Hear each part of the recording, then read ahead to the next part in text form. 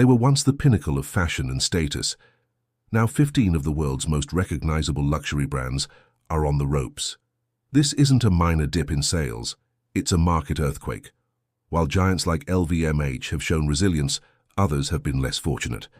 Supergroup Kering saw its net profit plunge a staggering 46% in a recent report. For the first time since the 2008 financial crisis, the global market for personal luxury goods is shrinking. What you're about to see is a story of shocking financial mismanagement, tone-deaf creative decisions, and a failure to understand a new generation. We're going to uncover the common threads bringing these giants to their knees, revealing who has already fallen and who might be next. Ted Baker was once the go-to for premium British charm. Now it's in pieces. The trouble ignited with a 2018 scandal around its founder, Ray Kelvin, whose resignation a year later ripped the heart out of the brand. A string of profit warnings and leadership changes followed. In 2022, Authentic Brands Group acquired the company, but the nightmare continued when its operating partners collapsed.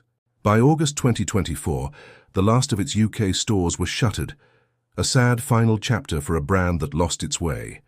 Hunter boots were a cultural icon, worn by everyone from royalty to Kate Moss. But that reign is over.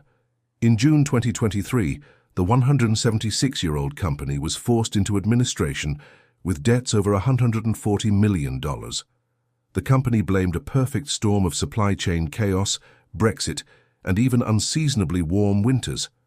But the real issue was cultural. Its popularity was fueled by millennial festival-goers, and as they grew up, Hunter failed to find its next big moment. Its heritage was sold off, and the brand that once owned rainy day chic was washed away. The story of Amsterdam's Scotch and soda is a catastrophic double collapse. The Bohemian brand filed for bankruptcy twice in just over a year. The first hit in March 2023, revealing a severe cash flow deficit hidden beneath record revenues. A lifeline appeared when a US firm bought the company, but it was short-lived. In June 2024, the European branch was declared bankrupt again, citing logistical problems and ongoing losses. It was a clear case of aggressive expansion without a sustainable financial backbone. The downfall of Matchesfashion was brutal and swift. In December 2023, Frasers Group bought the beloved online retailer for a bargain $52 million. 3 months later, they put it into administration. Frasers claimed the company was burning through cash and that the funding required to turn it around was far in excess of what was viable. More than half the staff were laid off, sending shockwaves through the industry, and leaving the young designers Matches once championed in the lurch. For a while, Farfetch looked like the future.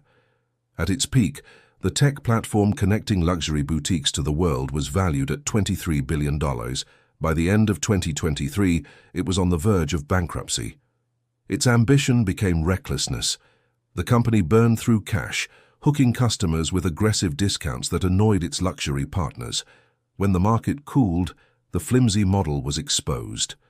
In a last-minute rescue, South Korean e-commerce giant Kooples bought Farfetch for $500 million, wiping out shareholders but saving it from total obliteration. Isabel Marant practically invented Parisian cool for a generation, but now the brand is facing a serious financial crisis. Reports show a major drop in sales to wholesalers and online retailers. The brand's bonds have plummeted, signaling deep anxiety among investors. The problem is twofold: a weakening wholesale business, hit hard by the collapse of partners like Matchesfashion, and a signature style that may be losing its momentum in a world shifting away from the early 2010s it girl vibe. Dr. Martens is more than a boot. It's a symbol of rebellion. But the company is in a corporate meltdown. After a string of profit warnings in 2024, its stock plunged to a record low, and its CEO announced his departure. The epicenter of the disaster is the United States, its largest market, where wholesale revenue is expected to fall by double digits. The company admitted it can't raise prices to offset inflation, and recent reports show profits in a freefall. These stories are revealing, but we're not done yet. Before we get to our top 8, we want to hear from you. Which of these collapses shocked you the most? Let us know in the comments. And if you're getting value from this analysis, Please like this video and subscribe to the channel for more deep dives into the businesses behind the brands you love. The Estée Lauder Companies is a beauty titan, owning brands like La Mer and MAC, but this giant is stumbling. The company is facing its third straight year of declining sales, with a reported 8% drop for one recent fiscal year. The biggest wound has been the collapse of travel retail, sales in duty-free shops, which plunged by a staggering 28%. In response, the company announced a massive restructuring plan involving thousands of layoffs, a painful admission that the old model is broken. Burberry, a crown jewel of British luxury, has lost its luster. The company is in a painful downturn, with recent reports showing sales falling and profits evaporating. After posting a significant profit, the company swung to an operating loss in its half-year results. Leadership has been a revolving door, and the brand is struggling with a severe demand problem as aspirational shoppers pull back. It's a stark reminder that heritage alone is not enough to survive. The struggles of smaller conglomerates like Italy's Aeffe group show how widespread the pain is. Aeffe, which owns quirky brands like Moschino, has been hit with significant earnings declines. Moschino, its flagship, is navigating an identity crisis after changes in creative leadership, and the market is less receptive to its loud style. The group's declining revenues forced it to initiate crisis proceedings to shield its financial situation. Kering is a luxury superpower, but the empire has deep cracks. The group recently announced a 15% drop in sales and a devastating 46% plunge in net profit. The heart of the problem is Gucci. The Italian megabrand's sales have plummeted as tastes shift to quieter luxury. Kering's over-reliance on this one struggling brand has exposed a fundamental weakness, prompting a complete overhaul of its leadership and a powerful warning to the entire industry. The RealReal was supposed to be the future of sustainable luxury, but the reality has been a brutal struggle for survival. The company has consistently failed to turn a profit. The problem is that selling second-hand luxury is incredibly expensive, requiring every item to be authenticated, photographed, and priced. The company has also faced lawsuits over counterfeit items, damaging essential customer trust. The business model, it turns out, is a logistical and financial nightmare. The story of Dancing Leopard is a cautionary tale for social media-born brands. This British label, focused on festival-ready fashion, built a following online but fell into administration in late 2024.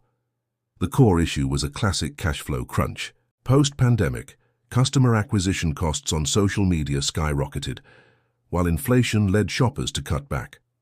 Its collapse is a stark reminder that online popularity doesn't always translate to profitability.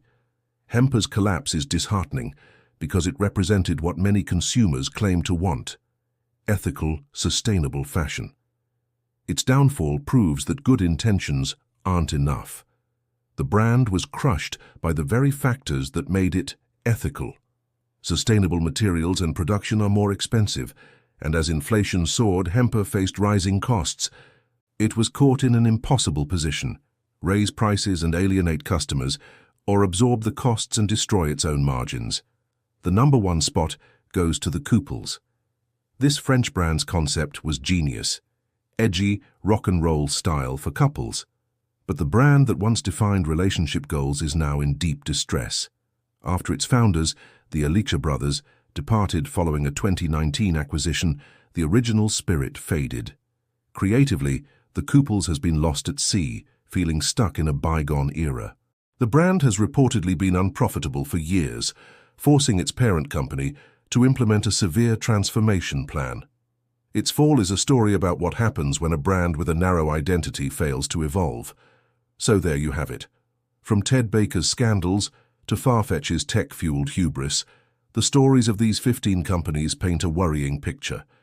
The common threads are impossible to ignore. First, a broken brand identity is a death sentence.